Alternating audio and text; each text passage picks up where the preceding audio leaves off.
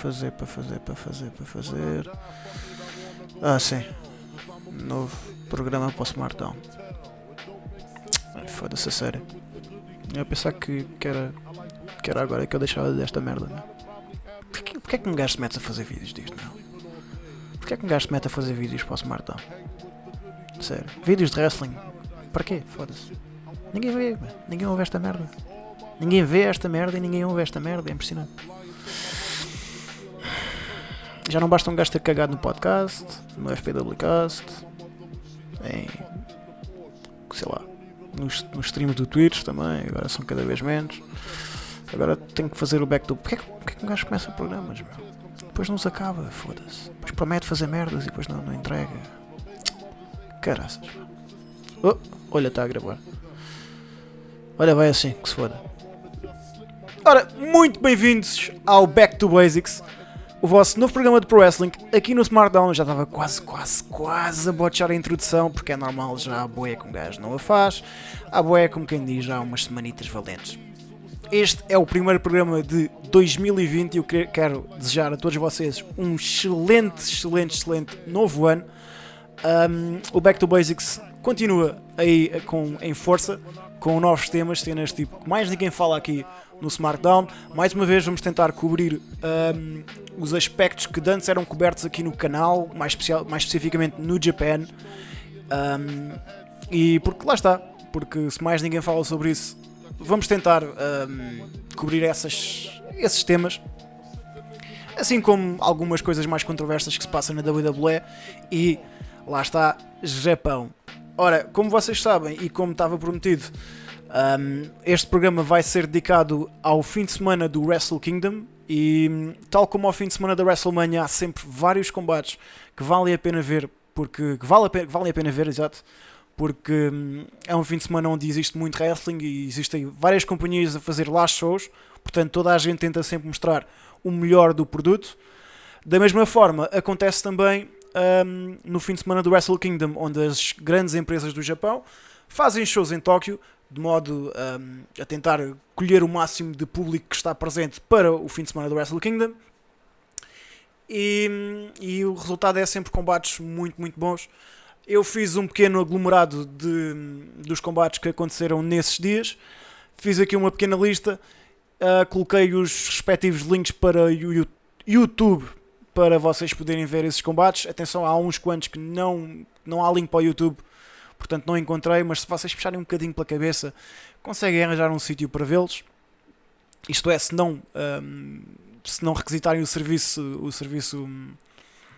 de streaming da própria companhia, que eu antes de mais aconselho toda a gente a assinar, se gostam desta promotora ou têm curiosidade em ver excelentes combates, coisas diferentes da WWE, diferentes da New Japan ou mesmo diferentes da AEW. Aconselho todos vocês a assinarem este serviço de streaming, até porque não são tão caros quanto isso. Portanto, estamos a falar de uma coisa ali à volta dos $10 por mês, o que é quase o que um gajo paga pelo Netflix e por qualquer outro serviço de streaming. Portanto, não é assim tanto quanto isso. Vamos começar com o que se passou no dia 1 de janeiro de 2020. Já agora, isto começa no dia 1 e acaba no dia 5, que é o segundo dia foi o segundo dia do Wrestle Kingdom. Depois disso, acho que não vale a pena falar sobre os combates, porque depois disso já não é o fim de semana do Wrestle Kingdom. Portanto, vamos apenas cobrir desde o dia 1 até ao dia 5. E começando pelo dia 1, aconteceu um combate na Zero One, que é uma das promotoras que tem uma parceria muito forte com a Big Japan Pro Wrestling. São promotoras um pouco mais, especialmente a Big Japan é uma promotora que é muito mais à base dos death matches. No entanto, a Big Japan tem uma divisão que é a divisão Strong, que é um pouco mais purista no que toca ao Pro Wrestling, é um bocado mais baseada no estilo mais físico da New Japan. Portanto, eu não queria chamar-lhe Strong Style, mas eu diria que em 2020 esse estilo da Big Japan é o mais próximo que nós temos hoje em dia ao Strong Style. Na New Japan, o mais próximo que tu tens disso é se calhar a divisão Never Open Weight, portanto gajos como o Goto, como o Ishii, como o Kenta, portanto um estilo muito físico e muito hard hitting. Se calhar é o mais próximo que eles têm disso. No entanto, eu diria que a divisão Never é um pouco mais diferente, é um híbrido, porque lá está, teve que evoluir também com o tempo, enquanto que a divisão da Big Japan é um pouco mais purista, vá, por assim dizer, é muito mais básica. E a Zero One tem uma relação, especialmente no seu título principal, tem uma relação muito forte com a Zero One tem uma relação muito forte com a Big Japan, até porque durante algum tempo do ano passado o campeão da Zero One era também o campeão da Big Japan, o Daisuke Sekimoto, portanto, lá está. Gajos grandes à chapada com coisas muito básicas, portanto, esperem mais ou menos este estilo de wrestling. Até porque os últimos campeões da Zero One foram o Masato Tanaka, depois foi o Daisuke Sekimoto, enquanto tinham os 2 títulos, e depois chegámos ao atual campeão, Yuji Ino. Portanto, mais uma vez, gajos grandes, touros à chapada, é mais ou menos isto que vocês podem esperar, tanto do título heavyweight da Big Japan, como o da Zero One. Este combate que aconteceu no dia 1 de janeiro de 2020, eu não vou ver onde é que isto foi, também é importante se calhar dizermos isto, eu acho que foi no Caracanol, exatamente, portanto foi no Caracanol. Ele foi transmitido no dia 9 de janeiro, portanto demorou algum tempo a ser transmitido na Samurai TV, mas geralmente é assim que acontece. É raro os eventos que são das promotoras mais pequenas que são transmitidos em direto. Geralmente eles são captados e depois só são transmitidos passado 1, 2, 3 semanas num canal de televisão. Neste caso foi na Samurai TV. Portanto, o show aconteceu no dia 1 e foi transmitido no dia 9.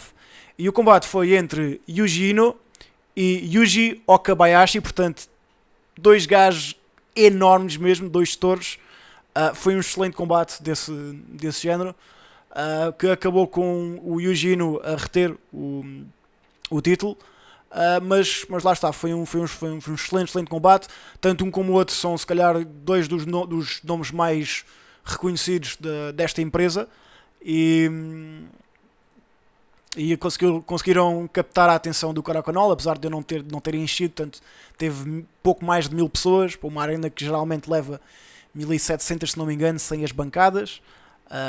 Portanto, lá está, teve um pouco abaixo das expectativas, mas mesmo assim este combate não pecou por isso. Portanto, os dois deram tudo e foi um excelente combate. Não foi o melhor combate do Yuji Ino, nem foi o melhor combate do Okabayashi, mas também estamos no início do ano e eu acredito que estes dois vão poder superar mesmo muito este combate. Se bem que até agora, portanto, estamos a 18 dias do mês de janeiro, eu diria que este combate é um dos grandes destaques do ano. Depois vamos para a segunda noite do New Year Wars da All Japan, que eu só um segundo eu devia ter aqui no site quando é que isto foi. Foi antes, eu sei que foi antes do Tokyo Dome. Vamos ver. Exatamente, foi no dia 3, portanto, como é a tradição, a All Japan faz também sempre os shows no Korakuen no fim de semana do Wrestle Kingdom. Eles este ano fizeram um no dia 2 e outro no dia 3 de janeiro, só mesmo para dar algumas luzes. O Wrestle Kingdom foi no dia 4 e no dia 5, se não me engano, portanto, este show no dia 2 e no dia 3 foi 1 e 2 dias antes, respectivamente. Na primeira noite houve um combate, foram os destaques, foi os combates pelos títulos tag team entre os Violent Giants de Shuji Ishikawa e Suama contra Ryuji Sai e Zeus, e houve uma pequena troca de título, portanto os campeões eram Sai e Zeus e voltaram novamente para Ishikawa e Suama, que são sem sombra de dúvida a equipa mais popular dentro da All Japan. Houve também as semifinais pelo torneio para coroar o título Junior Heavyweight, que pertencia a Atsushi Aoki, que infelizmente faleceu, e numa excelente decisão da All Japan o título ficou vago durante estes dias, então começaram a fazer um torneio para determinar quem seria o campeão, e esse torneio culminaria na segunda noite do New Year Wars. Portanto, esta primeira houve 2 meias finais, mas realmente, na minha opinião, os combates bons, os combates que realmente interessaram, estavam nesta segunda noite do evento. E eu retenho aqui 2 combates. Eu já vi o evento inteiro, realmente vê-se mesmo muito bem, e está aí o link aí em baixo Já agora, grande parte dos combates tem o link na descrição. No caso destes dois da All Japan, o link está para o evento inteiro. Portanto, se vocês quiserem ver o evento inteiro, obviamente nem todos os combates são combates de alta categoria.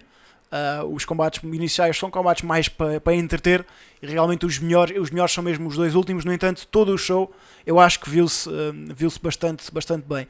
Mas os dois combates que eu detenho aqui, o primeiro é a final do torneio para coroar o novo Junior Heavyweight Champion, que foi entre Hikaru Sato e Suzumu Yokosuka. Peço perdão, são nomes que eu não estou muito familiarizado, especialmente este Yokosuka. O Sato já tinha visto uns quantos combates, mas a divisão júnior da All Japan, confesso, não é mesmo a minha praia.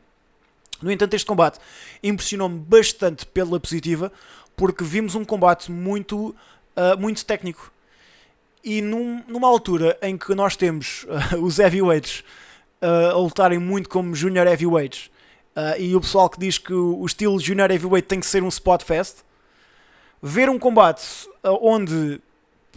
um combate pelo título junior heavyweight, onde eles passam se calhar 60-70% do tempo no tapete a trabalhar submissões, achei mesmo uma grande lefada de ar fresco. Achei este combate mesmo muito bom. Até agora é o meu combate junior heavyweight favorito do ano, mas lá está, estamos a 18 dias, portanto muita coisa certamente irá mudar. Eu adorei a maneira como um dos lutadores, eu lá está, não me recordo qual deles, mas havia um dos lutadores que cada vez que tentava o pin, o outro fazia, e o oponente fazia o kick out, ele apanhava-lhe o braço e aproveitava o movimento do kick out do oponente para fazer um armbar. E ele fez isso várias vezes. Portanto, não é um spot que vê-se às vezes como surpresa. No entanto, aquilo aqui fazia-se sempre. Cada vez que o oponente esticava o braço para fazer o kick-out, ele apanhava-lhe o braço e fazia o armbar. E eu achei brilhante porque a história deste combate foi: um trabalhava-lhe a perna e o outro trabalhava-lhe o braço. E então houve sempre esta dinâmica de submissões que eu achei muito fixe. É um combate surpreendente. Já havia algumas críticas em que o pessoal não gostou porque achou demasiado chato, mas para quem gosta deste estilo de wrestling um pouco mais realista, certamente vai adorar este combate. Por isso é que é o meu primeiro destaque desta segunda noite da All Japan. O segundo é mais uma defesa do Kento Miyahara contra o Jake Lee. Este seria o terceiro combate que eu via deles entre estes dois em pouco tempo. Portanto, nota-se que a All Japan já está a secar um pouco a carta dos desafiantes, porque também tem um roster muito mais limitado. Portanto, imaginem que o Kento Miyahara é uma espécie de Okada da All Japan. Ele é o melhor lutador que a companhia tem, é um dos melhores do mundo, se não o melhor do mundo, na minha modesta opinião, mas já rodou toda a gente. Então, casos como este do Jake Lee a aparecer 3 vezes pelo caminho, porque provavelmente é o mais apto para isso, casos desses iam ter que acontecer. Este combate foi o meu favorito entre os três. Gostei imenso do primeiro, que foi um rematch quase por assim na final do Champion Carnival, que é o grande torneio do ano da All Japan, em que o Kento, enquanto campeão, ganhou. Portanto, no ano passado tinha ganho o Marufuji, e depois tivemos, como lá está, ganhou o Kento na final. E depois tivemos um segundo combate em que o Marufuji desafia o Kento pelo título. Ambos esses combates foram, na minha opinião, eu estou a dizer do ano passado, mas não foi no ano passado, peço perdão, foi em 2018. E sim, os anos passam muito rápido. Pá. Mas ambos esses combates de 2018 do Marufuji e o Miyahara, na minha opinião, foram dois dos melhores combates que nós tivemos durante esse ano. O ano passado foi um caso um pouco parecido. No entanto, o desafiante não ganhou ao campeão na final, mas tivemos um rematch à mesma mais tarde, e agora temos o terceiro combate entre Miyahara e Jake Lee. Na minha opinião, este foi o melhor, foi o mais sólido. Nós tivemos um Miyahara que é demasiado confiante. Eu penso que é essa a história que tem sido contada nos últimos tempos entre o Miyahara, em que ele é demasiado confiante, e nos momentos em que essa confiança, esse excesso de confiança é notável, ele começa a perder o grip do combate, começa a perder a vantagem. No entanto, mais tarde ele finalmente começa a lutar a sério, e depois sim, ele acaba mesmo por vencer. Essas têm sido as últimas grandes histórias que o Miara tem contado. Obviamente que isto é apenas a história ao de leve, depois acontece, lá está, a história do combate em si acaba por ser um pouco mais complexa do que isso, porque existe várias pequenas nuances dessa história. Aqui, entre o Jake Lee, eu reparei mesmo que foi um caso em que o Jake Lee aprendeu com os combates anteriores. Portanto, nós vimos aqui imensos spots que eles tinham repetido nos combates anteriores, no entanto que o Jake Lee a sair por cima, ou seja, ele estudou as fraquezas que fizeram-no perder nos combates anteriores e aqui tentou essa estratégia. Só que, pá, como o Miara é o escolhido, pronto, não conseguiu. Portanto, pá, grande combate. É um combate longo, como grande parte dos combates do Miara, principalmente os combates pelo título, bate a marca da meia hora. No entanto, pá, como o Dave Meltzer diria, e eu concordo a 100%, meia hora com o Miara, pá, parece 15 minutos. E tu, quando dizem assim, olha, demorou meia hora, tu ficas, o quê? É impossível, não. Tipo, parecia 10, 15 minutos, porque aquilo passa a voar. E eu acho que essa também é uma das grandes forças do atual campeão da All Japan, e por isso é que ele é dos lutadores que eu mais prazer tenho em ver, pelo menos nos últimos anos, tem sido o Kento Miyara.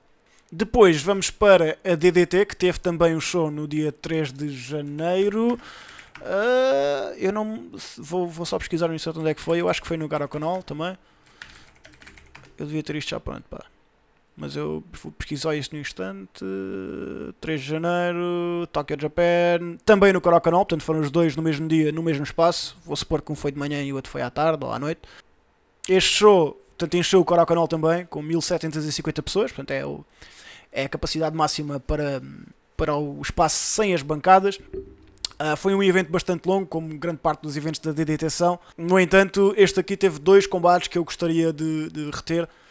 O primeiro foi um combate, eu não acho que foi não vai ser um combate um candidato a combate do ano, mas foi um combate bem sólido, entre duas pessoas que eu nunca esperaria ver uma contra a outra, e acabou por surpreender pela positiva. Portanto, foi o combate entre o Masato Tanaka e o britânico Chris Brooks, um combate bastante sólido, que surpreendeu, e acho que vai surpreender grande parte de vocês. Se calhar a maior parte das pessoas conhece o Masato Tanaka pelo que ele fez na ECW e pela feud com o Mike Awesome. Acho que é, pelo menos o pessoal mais da nossa geração tem mais isso fresco na cabeça.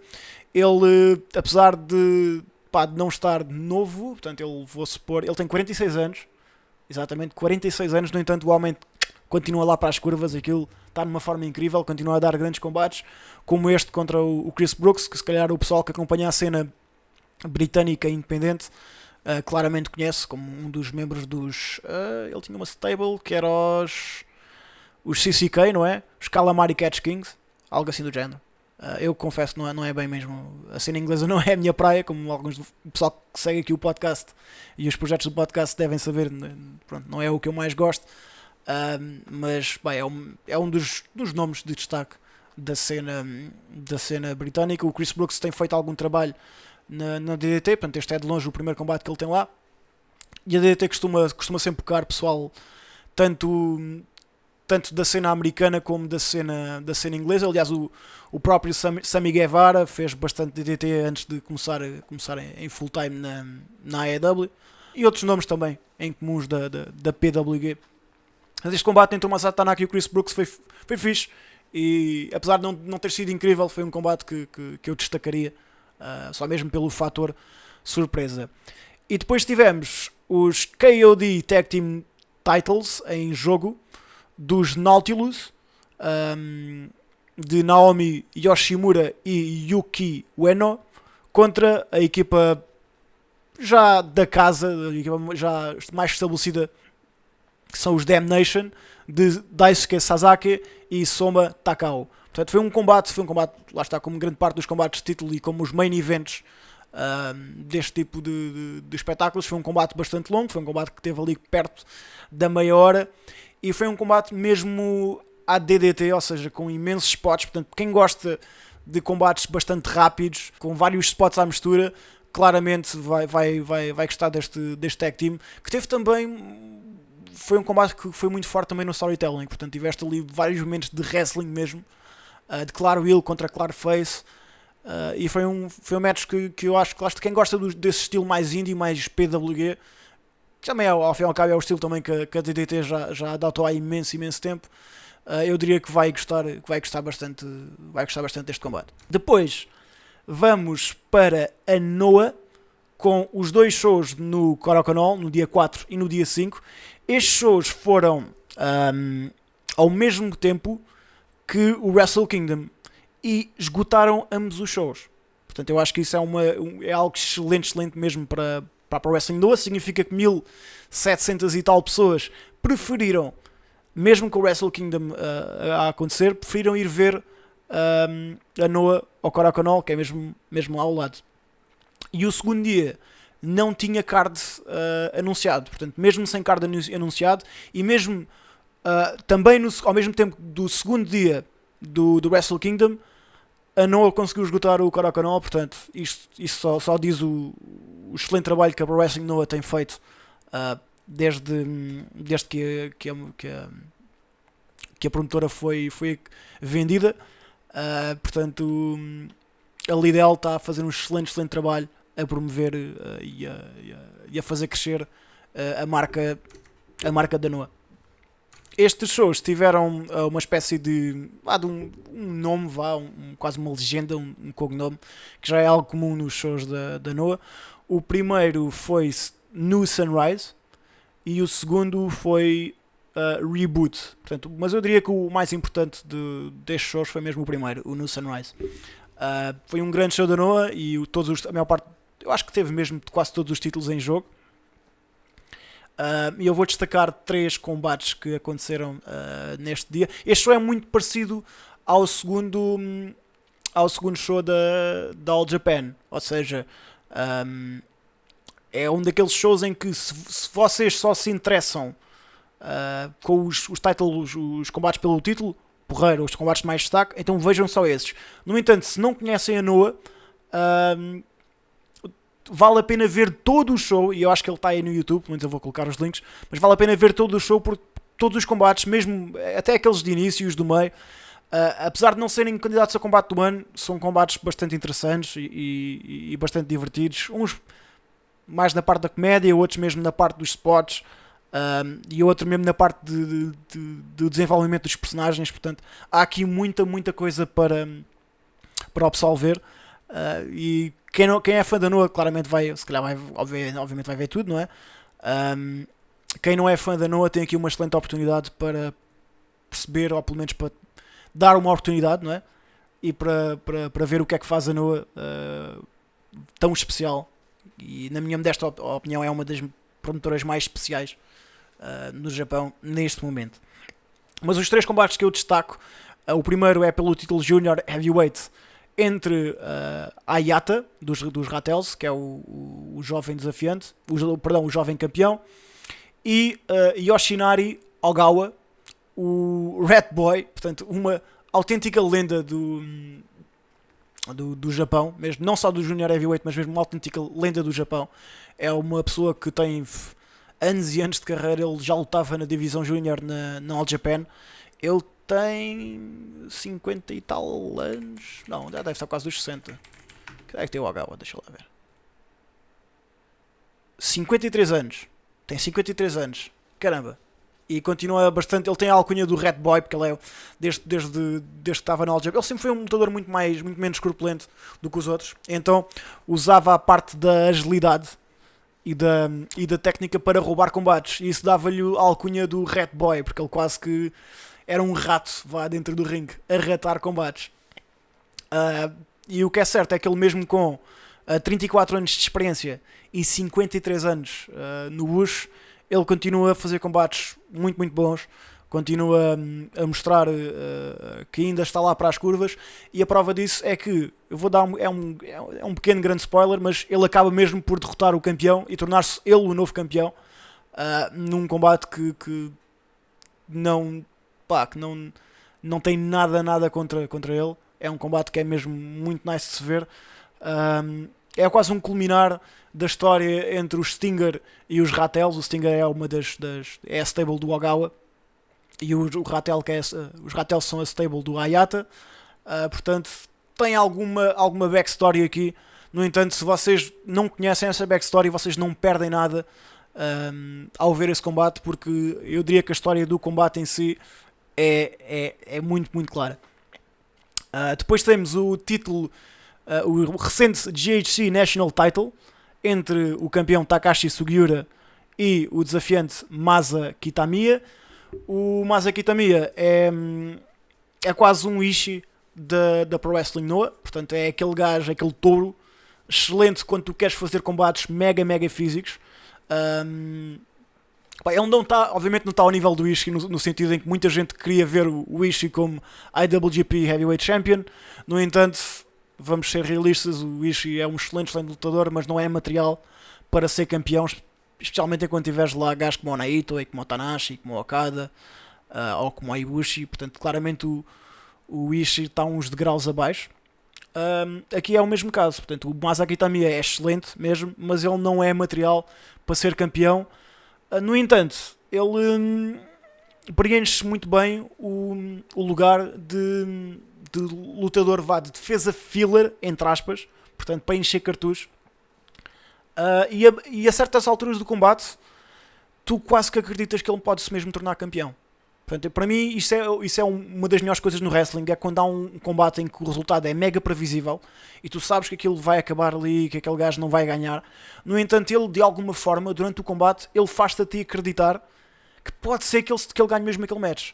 Portanto, isso indica muito da capacidade de uma pessoa enquanto lutador. E houve aqui spots neste combate contra o Sugiura que eu acreditei mesmo que ele pudesse tirar o título ao Sugiura. Mas pronto, acabou por não acontecer. O Sugiura reteve um combate que teve o tempo certo, teve cerca de 20 minutos ou pouco mais de 20 minutos e vê-se bastante bem. Foi um combate bastante físico, como grande parte dos combates do Sugiura são. Portanto, é os reis da chapada. O Sugiura também, se não me engano, está com 46 anos ou 47, que é tipo quase que assusta. Vejo já, Takashi Sugiura, 49 anos, caraca, o Sugiura tem quase 50 anos e está em melhor forma física e tem melhor aspecto do que se calhar 90% das pessoas no wrestling hoje em dia. Tipo, isto é impressionante mesmo. Caraças, é daqueles gajos que quando tiver 60 anos parece que tem 40. Enfim, foi um combate muito fixe.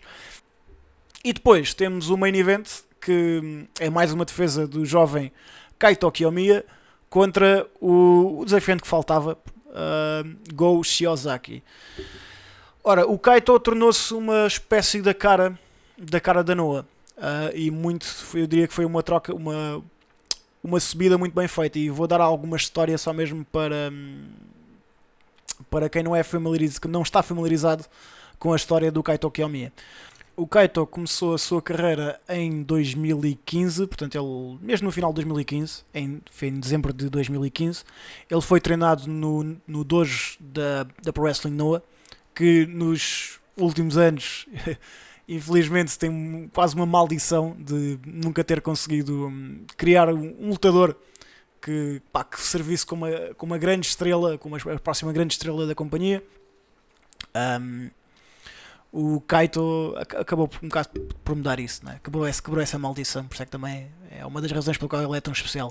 Ele foi treinado maioritariamente pelo canadiano Scott D'Amore, que é um dos atuais, se não me engano, donos do Impact. Depois de 2015 ele continuou sempre a fazer combates na Noah. Fez também parte do projeto Lions Gate, que lá está, fez 3 combates na New Japan, portanto nada de assim incrível. Em 2017 é quando ele finalmente é enviado para fazer a sua expedição, como grande parte dos Young Lions fazem no Japão, não é? A New Japan faz isso, a Noah faz isso, a All Japan, se não me engano, também continua a fazer isso. No caso do Kaito, ele foi enviado para o Canadá, onde inclusive fez uns combates também na TNA. Acho que é das empresas no Canadá é aquela que mais destaque tem. voltou para o Japão, portanto, no final de 2017. E em 2018 é quando finalmente temos o ano de ascensão do Kaito, quando ele, contra todas as expectativas e também com um pouco de sorte, portanto, ele no Global League, que agora é o One Victory, que é o equivalente ao G1 Climax, portanto, o grande torneio da NOAH, o que estava destinado para acontecer, ou que estava em plano, seria a final entre o Kaito e o Naomichi Marufuji.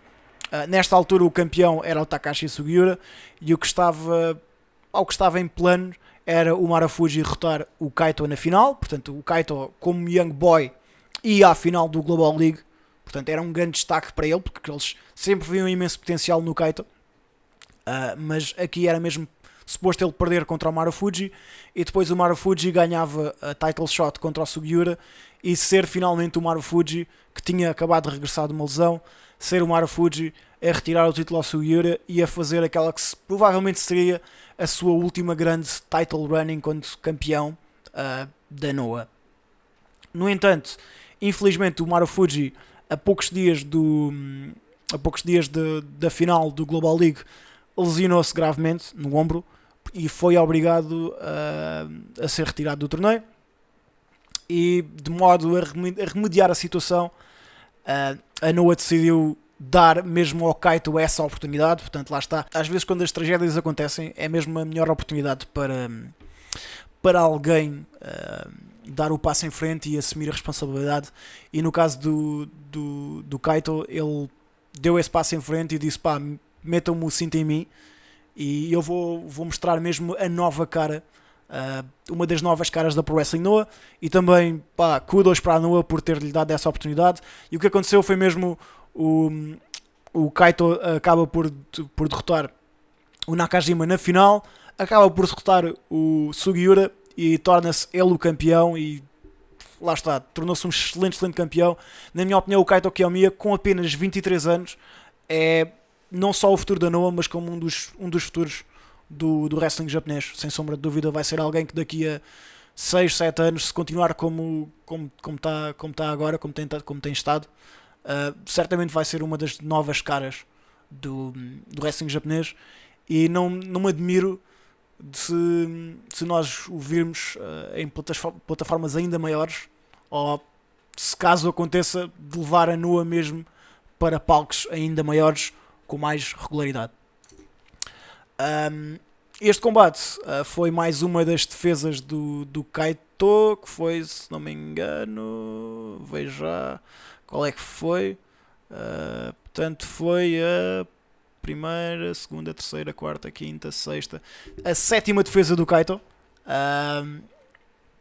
Mas esta acabou por, pronto, não. Basicamente eles fizeram a troca do título, deram o título novamente ao Go Shiozaki, que vai no seu quarto reinado, se não me engano. No entanto, o Kaito teve aqui um reinado que foi desde o final de 2018 até ao início de 2020. Foi o primeiro reinado dele. Ele derrotou o Keno, o Masaki Tamiya, o Marufuji, o Sugiura, novamente, não é? No rematch, o Nakajima, o Keno novamente, e agora contra o Go Shiozaki, que era quem faltava. Ele acaba mesmo por perder o belt, mas teve aqui um reinado. Claramente eu não tenho a mínima dúvida que ele vai acabar por recapturar o cinto no futuro. Pode não ser agora, pode não ser este ano, mas eventualmente, se ele continuar como tem continuado, o cinto há de lá voltar, e temos aqui um excelente campeão. Este combate foi mesmo muito bom. Só para terem noção, este combate tem 9.0 no Cage Match, que vale o que vale, mas para mim foi um dos... Eu não vou dizer que foi o meu combate favorito de todo este fim de semana, só mesmo porque tivemos o Wrestle Kingdom, e no Wrestle Kingdom tivemos lá coisas incríveis. Mas fora do Wrestle Kingdom, portanto fora dos main events do Wrestle Kingdom, eu diria que este combate e o Jake Lee contra o Kento Miyahara estão lá em cima como os meus combates favoritos fora do Tokyo Dome. Se calhar rivalizam-se com alguns dos combates que eu vi no Tokyo Dome, e gostei imenso deles. No entanto, não é justo colocá-los ao mesmo nível de Okadas e Bushis e Okadas Naites, porque esses combates foram mesmo transversais e foram magníficos. No entanto, pá, qualquer combate ao lado desses ia ser merda, não é? Por assim dizer, não ia estar a esse nível. E não precisas o wrestling não precisa estar sempre a esse nível para ser bom. Portanto, se esses combates foram excelentes, estes combates fora da New Japan foram muito, muito bons à mesma e merecem mesmo ser vistos. Especialmente este Go Shiozaki contra o Kaito. Foi um combate longo, estou já a avisar. Portanto, isto teve. Diz aqui quanto tempo é que teve. Portanto, isto teve meia hora. Quase meia hora, 27 minutos. Lá está. Acaba que bate ali na marca da maior parte dos combates pelo título no Japão. Bate ali perto da meia hora. Portanto, é um épico. E é um excelente combate mesmo. Que, sinceramente, convido toda a gente a ver, mesmo que a Noah não seja a vossa cena, e se vocês acreditam que só a New Japan é que tem wrestling de jeito japonês, mesmo sem ser de japonês, que só a New Japan é que tem wrestling de jeito, pá, pessoal, não é verdade. E este combate é uma prova disso. Depois tivemos a segunda noite no Karakanol, que foi ao mesmo tempo que a segunda noite do Wrestle Kingdom, que foi no dia 5, que foi um evento que confesso que foi um pouco fraco. Lá está, toda a gente ainda estava um bocado arrebentada da primeira noite, mas que eu destaco o main event, que foi um combate pelos títulos Tag Team entre os campeões Go Shiozaki e Katsuhiko Nakajima, e o Shiozaki aqui já entrou com o cinto de campeão heavyweight, contra a equipa de Marufuji e Masaki Mochizuki da Dragon Gate, até um dos nomes mais reconhecidos da Dragon Gate, que tem feito algum trabalho com a Noah também. Portanto, esta parceria rivalidade entre o Mochizuki e o Marufuji já vem desde o ano passado. E aqui, lá está, é uma história que nunca acaba, é uma ongoing story, e que aqui vimos os títulos a saírem dos campeões Axis, que na minha opinião foram uma das grandes equipas do ano passado, se bem que o Tag Team Wrestling do ano passado foi um pouco fraco, teve combates muito bons, mas também teve alguns que ficaram um bocado aquém na segunda metade do ano. Mas a equipa dos Axis, na minha opinião, foi uma das melhores equipas de 2019, e já estava na altura dos títulos trocarem de mãos, até porque o Nakajima viria a tornar-se campeão da Wrestle One e o Go Shiozaki tinha acabado de ganhar o título Heavyweight, portanto era necessário os belts trocarem de mãos, e portanto aqui foram para o Mochizuki e para o Marufuji, que são, especialmente o Marufuji, que é o nome mais reconhecido dentro da Pro Wrestling Noah, e o Mochizuki, portanto acabas por dar um título de campeão a uma atração que veio da Dragon Gate. Portanto começa aqui a reparação da ponte entre a Dragon Gate e a Noah, e tanto a Noah como a All Japan têm um pouco a reputação de serem bastante fechadas no que toca a parcerias, e só costumam contratar certos tipos de wrestlers para os eventos, e são bastante fechados nisso. Portanto é bom ver que a Lidl aqui começa uma reparação de possíveis parcerias no futuro, e eu gostava imenso de ver isso, gostava imenso de ver a Noah em mais parcerias no futuro. E até tivemos algo engraçado, que foi o Okada no discurso da Tokyo Sports, quando ele ganhou o título de melhor MVP, ou MVP do ano, em que ele fala algo como: Miara e Kiyomiya, pá, vamos fazer um evento de wrestling grande para rivalizar com os Jogos Olímpicos. O que seria excelente, um evento tipo conjunto entre a New Japan, a All Japan e a Noah, como já aconteceu no passado, até porque nós temos uma nova. No passado tínhamos os nomes como o Muta, o Hashimoto, o Takayama, Nagata, Kobashi, Misawa, Kawada. Portanto temos todos esses nomes da década de 80/90, e depois foram mesmo para 2000. Agora temos uma nova geração nos Okadas, nos Miaras, nos Kiyomiyas, e estes nomes era engraçado, apesar da New Japan estar níveis e níveis e níveis acima da All Japan e da Noah. Um dos eventos que eu mais gostei no ano passado foi o evento de memorial do Giant Baba, em que tivemos o Tanahashi e o Yoshitatsu contra o Sekimoto e o Miara. Portanto, tivemos o Tanahashi e o Miara no mesmo ringue. E também no ano passado acabámos mesmo por ter mais um tag team que acabou por cruzar o Sanada e o Miara. Portanto, nós temos o Kento Miara enquanto campeão da All Japan a enfrentar no ringue outros nomes da New Japan. Portanto, era fixe que esse evento acontecesse mesmo. Não sei até que ponto é que isto vai para a frente, mas também para o Okada ter dito isto no discurso, é porque eles se calhar já têm alguma coisa em mente. Em relação a isso, meus amigos, my body is ready. Portanto, era mesmo fixe que esse evento acontecesse. Anyway, este programa já vai com 41 minutos, portanto isto esticou-se mais do que eu estava à espera, especialmente para falar sobre 1, 2, 3, 4, 5, 6, 7 combates, 8 combates, né? 9 combates, são 9 combates ao total. Mas lá está, demorou algum tempo, o programa demorou algum tempo a ser feito, porque eu, para falar sobre estes combates, eu precisava de vê-los todos, e ultimamente tenho estado sem tempo para ver wrestling. Vi imenso wrestling no fim de semana do Wrestle Kingdom, e só agora, infelizmente com a AEW e o NXT, e até mesmo porque decidi começar novamente a ver o Impact, portanto não tenho tido tempo para me dedicar ao Japão, ou pelo menos tanto tempo quanto queria. Por isso é que o programa demorou algum tempo a sair, e peço desde já desculpa pelo atraso. Só mesmo para dizer que a review ao Wrestle Kingdom não está esquecida, e vou tentar gravá-la nas próximas semanas, mesmo que ela saia um mês mais tarde. Não faz mal. O Wrestle Kingdom foram dois grandes shows, e eu gostava de falar sobre eles aqui no Back to Basics. Eu já dei a minha opinião no Battle Royale respectivo a isso, no primeiro Battle Royale do ano, mas quero falar mais ao detalhe sobre todos os combates das duas noites. E eu já está confirmado também que vai ser o primeiro Back to Basics em que vai ter um convidado, porque eu decidi convidar o guru da New Japan, o Sr. Undertaker, a.k.a. Seto Kaiba, a.k.a. Chico, o Chico da minha vida, basicamente, para participar aqui no Back to Basics. Vai ser uma honra tê-lo aqui, e que eu gosto imenso, não só das visões dele sobre o wrestling, como todo o conhecimento que ele tem, não só sobre o Japão. Portanto, o Undertaker é uma autêntica enciclopédia do wrestling, e ele diz as coisas com uma rapidez. É impossível tu googlares aquilo, man.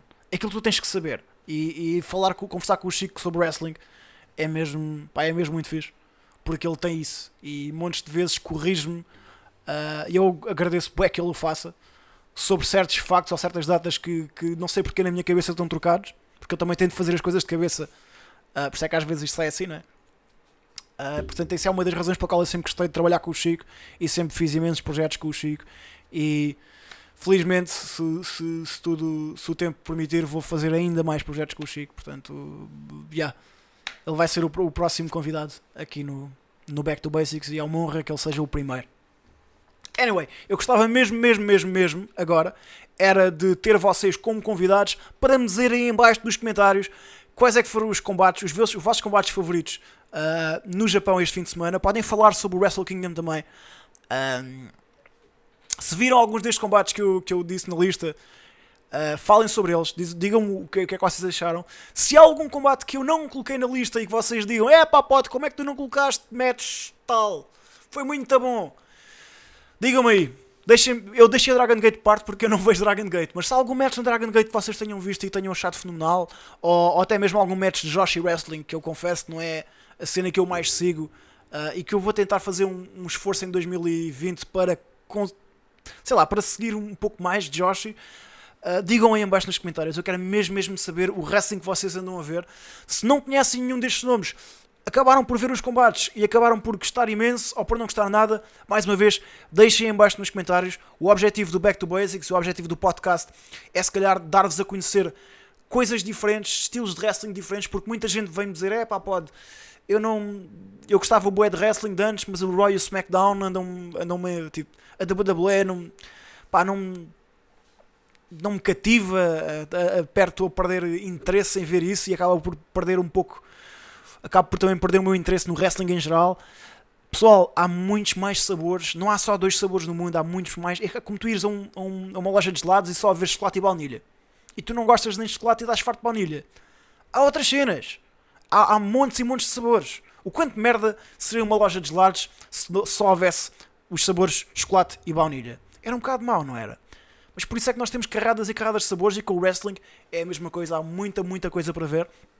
E um dos meus papéis aqui também é isso. É dar-vos a conhecer coisas diferentes. E lá está. E ouvir o vosso feedback sobre isto. Gostava imenso de saber o que é que vocês acharam. E pronto, já foi em 46 minutos, meu. Eu estou-me a esticar para caraças no final. Rola a música. Muito obrigado a todos que estiveram deste lado a ouvir estes 47 minutos de puro esterco. Portanto, portem-se bem. Vemos para a próxima. E acompanhem todo o conteúdo aqui do Smartdown. Com isto eu me despeço. Fica bem.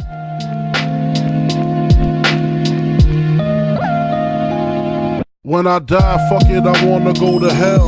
Cause I'm a piece of shit, it ain't hard to fucking tell. It don't make sense going to heaven with